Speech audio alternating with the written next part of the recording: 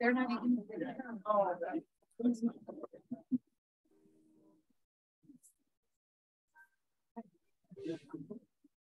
Welcome to the February 13th meeting of the Rotary Club of Jamestown. Please join me in reciting the Pledge of Allegiance, singing our national anthem, and repeating the four-way test.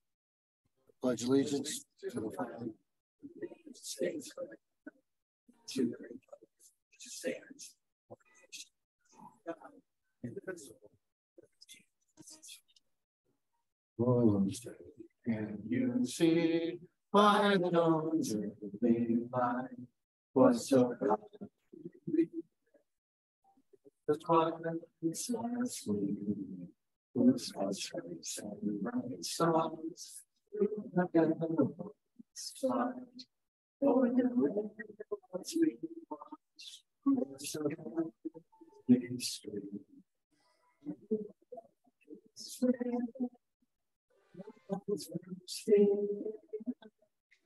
Are you on mute? I'm thinking that he's not because I can hear because this will be going and that'll be going for sound. You might get a better reception too back there. Try it. I don't. Let's repeat the four-way test. The things we think, say, or do. Is it the truth? Is it fair to all concerned? Will it build goodwill and better friendships? Will it be beneficial to all concerned? Our invocation today is given by Joni Blackman.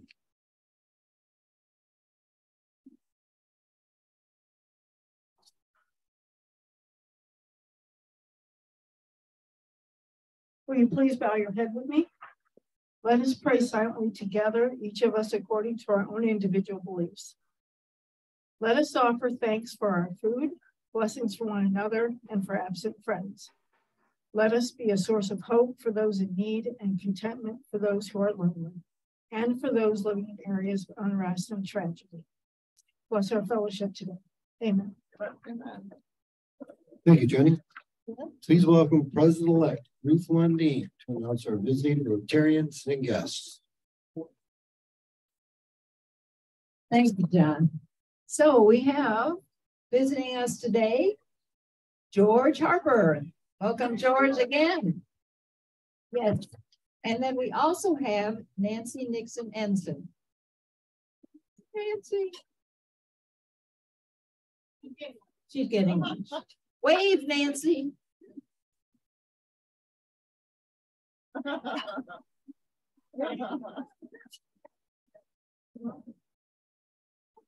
Couple announcements today. No meeting next Monday, President's Day. No meeting next Monday.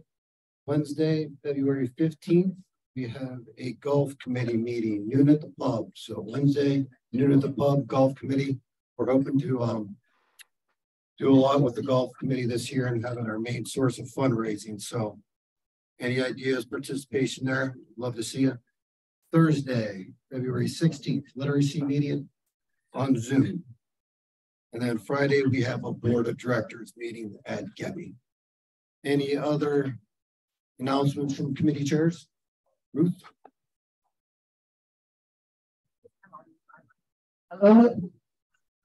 Hello. Thank you. So right after this meeting, probably at the table with Joni and Dan and those folks, we will be having our first meeting of the book read, Under the Skin. So today we will be discussing chapter 1. If you are wanting to attend by Zoom, if you're online now, you just stay online and we will use this same Zoom connection. We'll just turn the recording off. So if you want to participate by Zoom, are planning to just stay with us while we get resituated to have our book reading. If you would like to participate, once again, this is the Chautauqua book read. for this spring, and it is called "Under the Skin: The Hidden Toll of Racism on American Lives and on the Health of Our Nation" by Linda Villarosa. And she will be speaking at Chautauqua on July 20th. So this is sort of a preparation for that. We will be meeting after each lunch meeting. So not next week, but the week following. And each week we will be looking at the next chapter. So we'll be doing this for 9 weeks, leading up to the time when there is an official book discussion in the whole community. So if you are interested but weren't able to get up and running for this week, you can do it again starting February 27th, when we will look at chapters 1 and 2. And so you can just catch up with us and ask me if there are, and I will send you the guidelines of how we're doing this. So we're really excited about this, and we hope Rotarians will join us in having this discussion. So we are also about 2 weeks away from the coldest night of the year. So we have our wonderful team together. Raise your hand if you're planning on walking in the coldest night of the year. And those of anyone who would like to donate to any one of us or to Team Rotary, please see me. I'm going to send the sign-up sheet back around.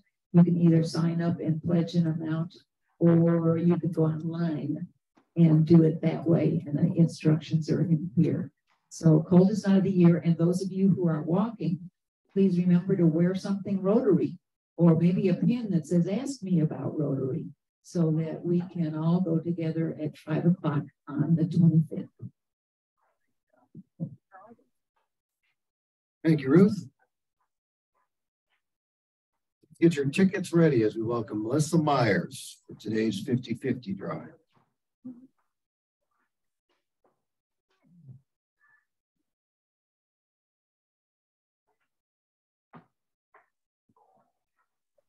$31. They're beautiful. 31 to the winner. 064167. Oh, right. You can see that. Give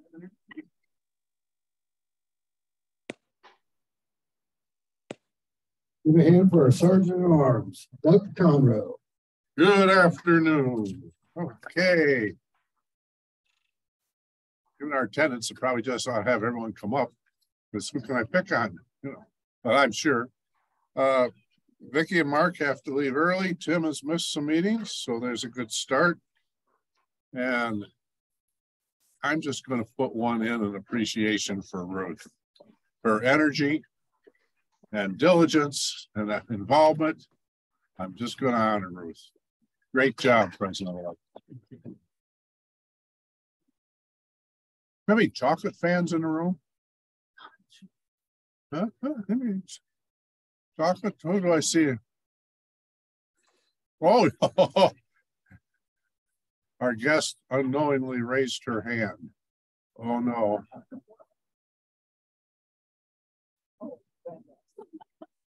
In general, how many million pounds of chocolate are purchased in the 7 days leading up to Valentine's Day?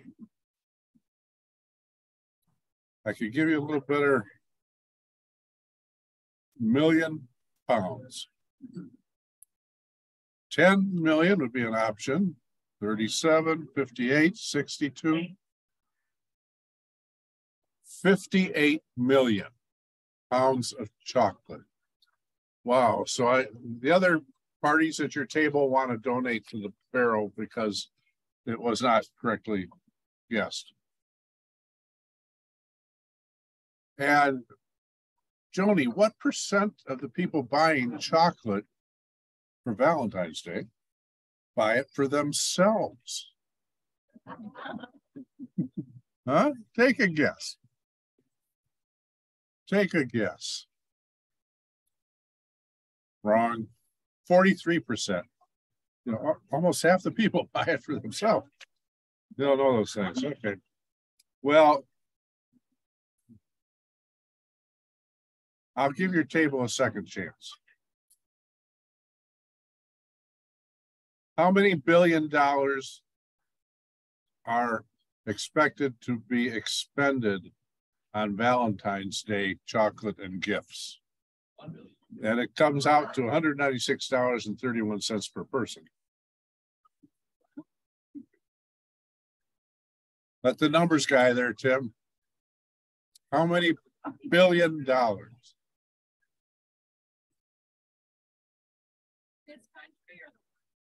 This country.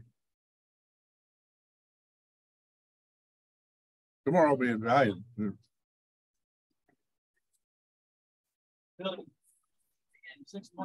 You got the billion right. 27.4 billion. Yeah, you gotta change that out. Okay. And then let's see. Irene, you like roses. You do. How many million are sold at Valentine's Day?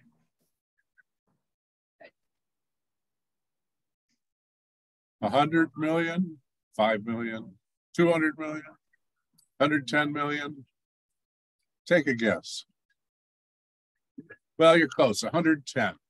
So very good, very good, very good. So thank you.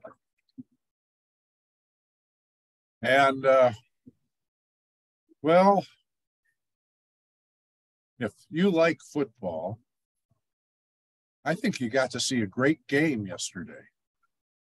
Really did. I mean, we're of course disappointed with the local outcome, but right down to the last seconds, you got to see a great game. Now in the commercial, what binky did Binky Dad bring back?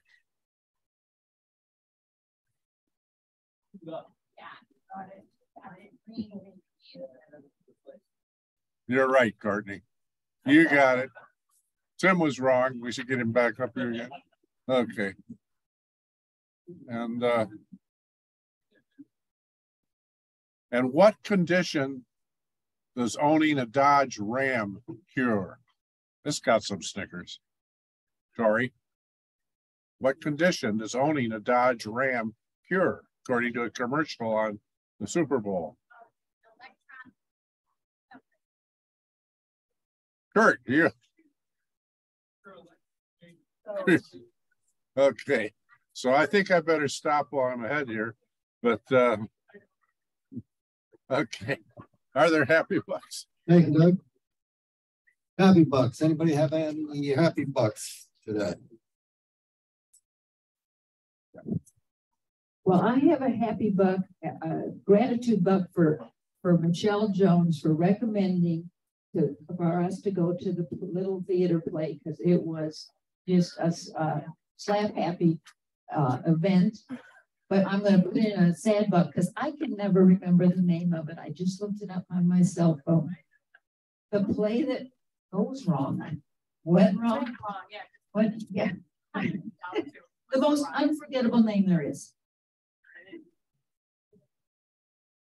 So my happy bucks are in honor of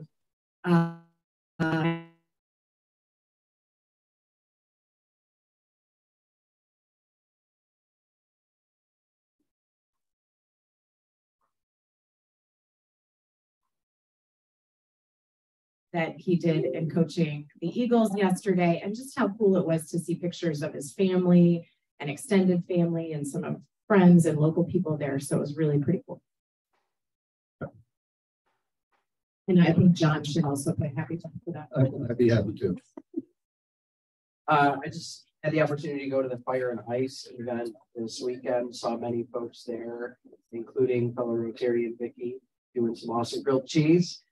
So that was a blast, but I also wanted to put my buck in as a reminder for the Mayville Winter Festival this coming weekend. There is no ice castle. There's not much ice on the lake this year, but we will still light some sort of castle Friday night all the way through Sunday. Lots of good stuff. Mine is just for Little Theater too, thanking Michelle Jones and Joelle Washer. I mean, it was phenomenal. It was so funny. You laughed the whole time. Very good. I'll just put you in the paper today too. Yeah.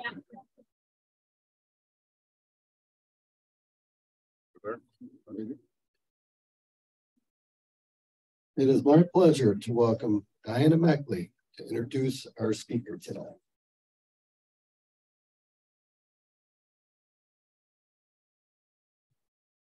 Well, good afternoon, everybody. Thank you for being here. And you folks on Zoom, we'd love to have you here. We miss you. And I know some of you are here part of the time, but we'd love to see more of you come. Well, it is my pleasure today to introduce Julie LaGrow, who is the Executive Director of Literacy Volunteers of Chautauqua County. Julie has been with Literacy Volunteers since 2015, and she became the Executive Director in 2019.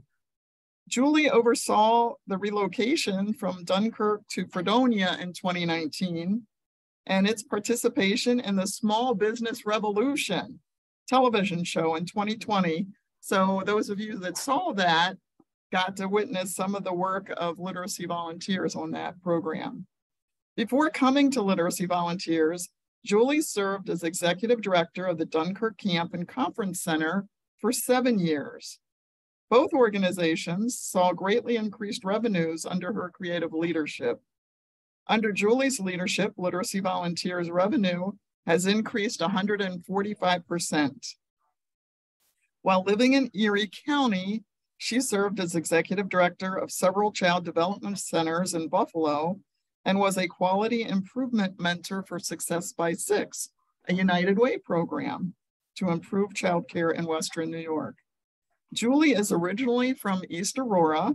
She has a bachelor's degree in early childhood education from Gannon University and experience in special education. Her husband, Chris, works at SUNY Fredonia, and she has 3 boys, ages 22, 19, and 17. Please join me in welcoming Julie as our program speaker today.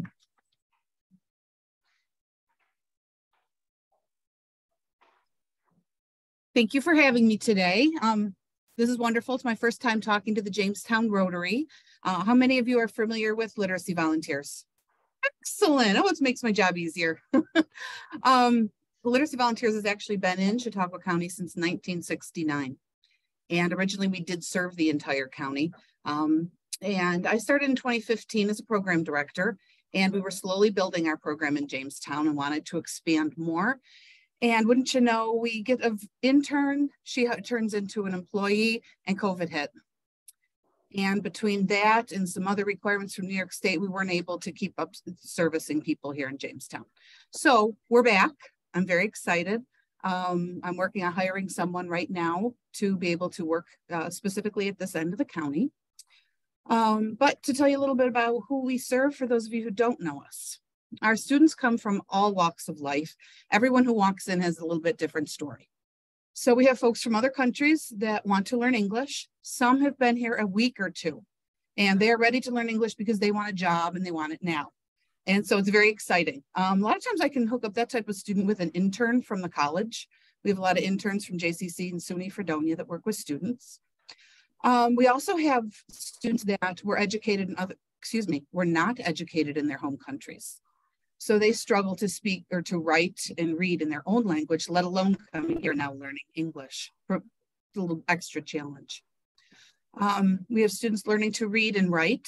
A lot of our older students have some learning disabilities, and they were kind of pushed aside at school and maybe didn't receive the type of support that they needed to learn. And so we'll work with them. A student that comes to mind is Andy. Andy's fantastic. He's in his 60s, has some mild learning difficulties. So he's come to Literacy Volunteers for probably as long as I've been there, almost 8 years. He works with a tutor now once a week, and he is working on Dr. Seuss and Dick and Jane stories. He absolutely loves them. Andy's plateaued. This is probably as far as he's going to be reading, but I consider Andy one of our ambassadors. He goes into classrooms and he reads to the students, and he is so proud of himself, and it just does my heart good. when he is able to read a story to the students. He's a role model. He tells everybody about us and what we do, but he also is a role model for hard work and perseverance. And so we love Andy. Andy's fantastic. Everyone get one of the copies of our case for support? I don't know if you saw Ruth's story there. I'm going to run you through Ruth quickly. Ruth was an emergency room nurse, and she was from Puerto Rico, and she told me she was making $11 an hour as an emergency room nurse. And so that was not enough to support her family. She's got a husband and 2 kids, so they moved here, and she was hired right away at Brooks Hospital, and she could work as a nurse's aide. And so as she did that, she practiced her English and was kind of learning through osmosis. And after being here a couple of years, she got chosen for jury duty. So she went to jury duty, and she fell in love with the criminal justice system. She said it was just fascinating to her, and she wanted to learn and to do more. So she comes back and she's like, I need more formal English training. So she called me, we got hooked up with her tutor, Maggie, and they started working. So Ruth says, Maggie, do you think I could go to college here? And Maggie says, well, if you want to go to college here, why not? So she enrolled at JCC in their criminal justice program. And normally Literacy Volunteers hasn't stayed with a person. You know, once they're ready to go to college, we kind of say, okay, kind of off on your own now. But Maggie stayed with Ruth and kind of helped her navigate the extra English language she was going to need to do well at school. She graduated JCC. She just graduated last May from UB's, and she got a bachelor in law.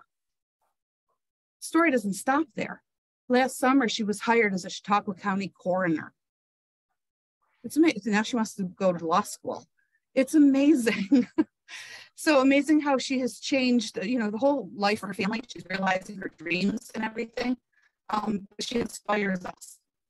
And so while it's not typical what we do, we want to make it typical. We have other students, Barney, he's learning English. He works down at the ice cream factory. He's mixing flavors. He's working in the mailroom. So they're decent jobs. He's able to bring in a decent paycheck, but he was an electrician in Puerto Rico. He's got a certificate of being an electrician, but he doesn't know what to do with it. He doesn't know how to navigate. What is that equal to in New York State? I don't know. You know, how would he make those steps? And that's a very daunting task if you don't speak the language or haven't grown up here and kind of have ideas of who should I talk to. Odalis, she was a middle school social studies teacher for years. And so she wants to be able to get back into teaching. She's working at the ice cream factory too. And so what we're going to do in these upcoming months, and we've started in the North County, we're going to bring that to the South County too, is work with our volunteer model to be able to help people navigate, I call it their employment pipeline. So we kind of help someone lay out, okay, what are the steps? Not just for the job, but for your career, for your dreams. And so I think that we can make an impact in that way too. So we'll use the volunteer model with that. Some other students, we have some non-traditional students, a young woman with a traumatic brain injury. She's young, in her early 20s, had some elective surgery, had a stroke. So she needs to learn to read all over again. Things like that. A lot of students who want to get their GED, we provide that training as well. A local resident, Abby here, if you check out the Small Business Revolution, you can see Abby, she's from Jamestown, and her tutor, Ruth. Ruth is still with us, and she's going to be picking up yet another student in the next few weeks. I think that's a good bunch of our students. So who are our volunteers? You do not have to be a teacher to teach English or to help someone learn to read or write. I always say that you need a high school degree, but you need a big heart. Because really we can provide all the training. We need someone who's willing to come in and donate 2 hours a week. You're going to need some prep time, but you'd meet your student 2 hours a week. The training that you do would be first with me. I kind of give you the basics. And then there's an online training that's divided into components. It's very nice. So if you want to learn to teach someone English, you're going to learn a method for teaching. You're going to watch a video of some people demonstrating that method, and then a couple follow-up questions. So it's not a daunting training or anything. And then afterwards, you get back together with me and we get you all set up. Our goal is to always meet our students at the time and place that is convenient for them. So we don't want someone to have to travel to a class that we only offer between 12 and 4, things like that. There are many good class programs. BOCES is excellent. We find our programs a little better. we find it to be more beneficial, because when a student comes in and I give them their tests, I can come up with an individualized curriculum plan for that person. So then when you're that person's tutor, I can tell you, okay, they need to work on these skills. This is where we're going to start. And so we find that that one-on-one model is best, and not all people can meet at the same time. You might have children in school, and so you do need to meet during the daytime, or you work first shift and you need a tutor at night, or maybe you're free on the weekends. And so we match up a tutor with a student, and we go wherever they need to meet. We meet a lot of libraries. We're going to be having a little office here at the Prendergast Library, and there'll be space for tutoring there, but really we can meet anywhere. If anyone has any space, say I have an empty office, any public location we can tutor in. Speaking of hiring someone for Jamestown, if anyone knows anyone looking for a position, you'll find a program director for the South County. That's available on Indeed.com. And I gave everyone my business card. If you know anyone interested, they could give me a call. We are funded by New York State Education Department. They give us maybe 1/8 of the income revenue that we need to be able to run our program. But we're thankful for it. We rely on other grants, donations. We also have a bookstore. So here in Jamestown, you have the Novel Destinations, and they are very kind to us. They've always been a good supporter of us. And she comes up and buys books from us because we're a little cheaper. So if you're ever up in the Fredonia area and you like used books, the Next Chapter bookstore is up there. Please feel free to stop by. That's a good steady source of income for us. We were located in Jamestown, or excuse me, in Dunkirk for many years. And in 2019, you know what, we were losing about $10,000 a year, I have to be honest. And so that was rough. There was only going to be so many more years to go. And so the board kind of took a leap that we need to move somewhere where we have visibility. We're kind of hidden back where we were. So we got actually 2 storefronts. The landlord in Fredonia is very good to us. We have 2 storefronts there, the bookstore and now an education center. And our first year, our bookstore brought from $10,000, went up to $24,000. It's a very significant increase. But we also raised our visibility that our tutors tripled. And so that was important. And so people were worried, you left people behind. Why aren't you in Dunkirk anymore? But our tutors go to our students. So no one is ever left behind. And what a lot of people don't know is there's a lot of folks in Fredonia that need help. There's folks across this county that need our help. And so we're looking to expand into Jamestown, and then to be able to get into more of the rural areas. There's folks in Ripley that need help. So we need to be able to set up and expand to do that. I think that was like my abridged version. I'm sorry. I'll stop there. If you have any questions, I'm happy to be able to talk about any other aspect of what we do.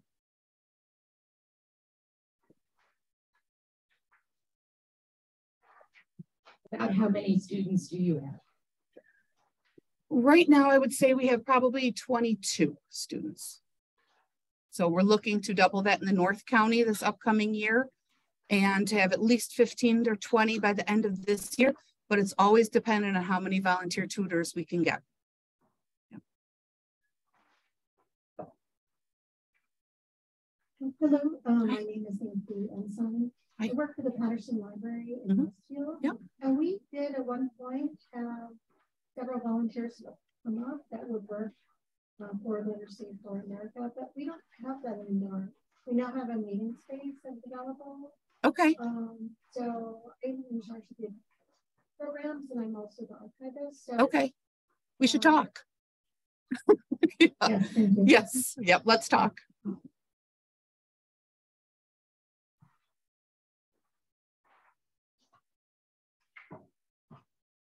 I understand that you tutor obviously folks who don't speak English as their first language, and that to be a volunteer, you don't need to speak a foreign language based on the program that you have in place. Can you explain how that works? Just starting at the very, very beginning with, computer.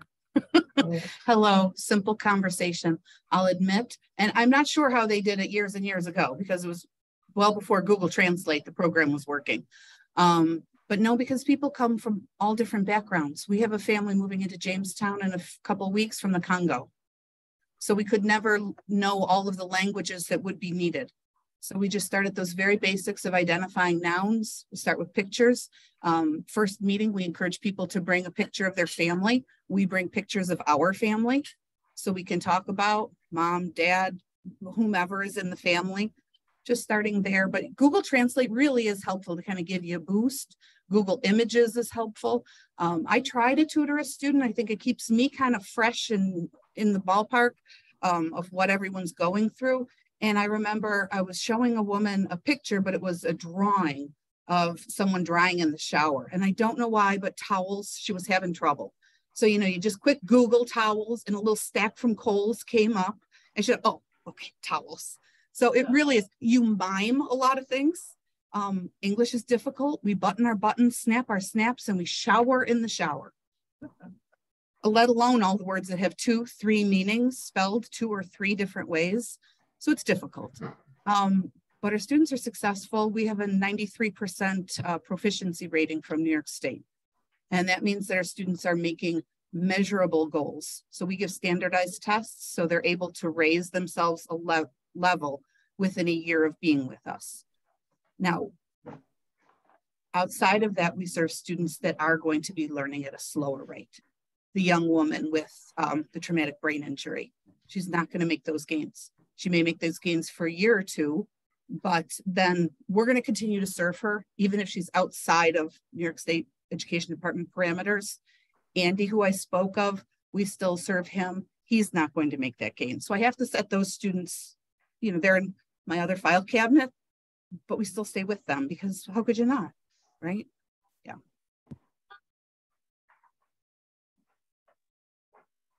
Could you describe your typical volunteer in terms of their background? Sure. Typical, we do have a lot of retired teachers. They kind of, once it's in you know, you're retiring like, oh, but I did, you know, love teaching and sharing. But we have a lot of retired engineers. We have students. We have computer programmers. We have stay-at-home parents, you know, that they want something to do during the day, maybe while their children are at school. A wide variety. A lot of them are retired teachers, yeah. But you don't have to be. Like I said, it's just having that good heart. We could teach you how to teach. It's not hard because it's starting at the basics. Y'all speak good English, I'm sure. And the rest can be easily taught.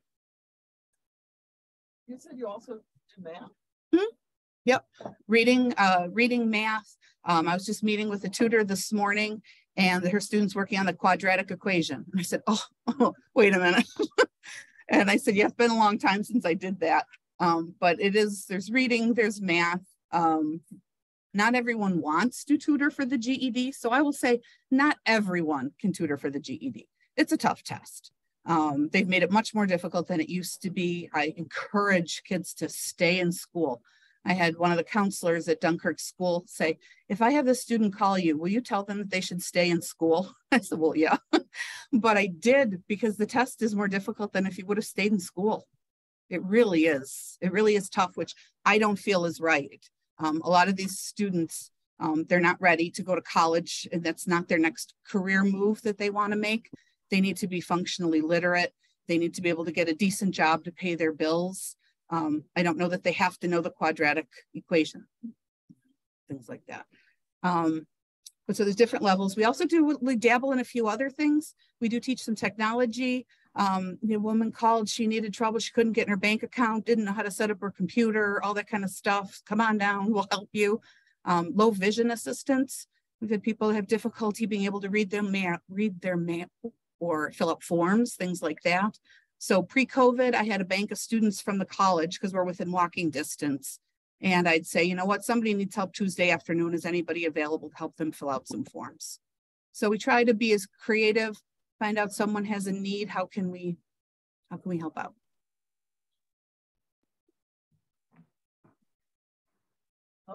Yeah. So you have a lot of student volunteers. How does the transition work? Because I would imagine they're short term. Yeah. So when I have a student from an intern or something like that, it has to be a short-term situation. If you're learning to read or write, it's kind of a marathon. This is going to take a long time. It's going to take years to be able to do this. The students that I put together with a college student intern is someone who just got here. They want to learn English tomorrow because they want a job. And that way they could work with an intern, say 8 hours a week, which is more than the usual 2 hours a week that someone would work with. So.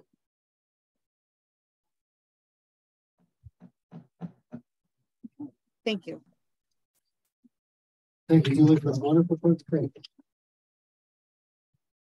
One of Rotary's major international programs is to eradicate polio in the world. In honor and thanks to your presentation to our Rotary Club today, we'll make a donation in your name that will vaccinate 4 children who will never experience polio in their life. Yeah. Remember, no meeting next week. We'll be back here the 27th. Remember this year's international theme, Imagine Rotary. Thank you. We are adjourned.